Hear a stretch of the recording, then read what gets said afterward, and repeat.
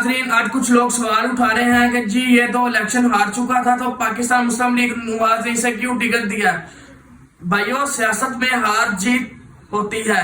अब इस हल्के में ना जाने कई सालों से कितने सियासतदान आए, कोई हारा कोई जीता, लेकिन असल बात यह है कि कौन अवाम के साथ खड़ा रहा।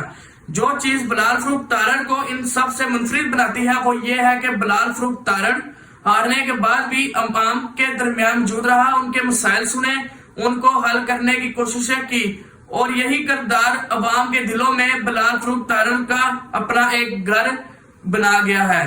अब मेरा आप लोगों से सवाल यह है कि आपकी पसंदीदा जमात में आपके कैंडिडेट जो थे वो 2016 में गालबन शामिल हुए, वो 2016 का इलेक्शन हारे, वो 2018 का इलेक्शन हारे।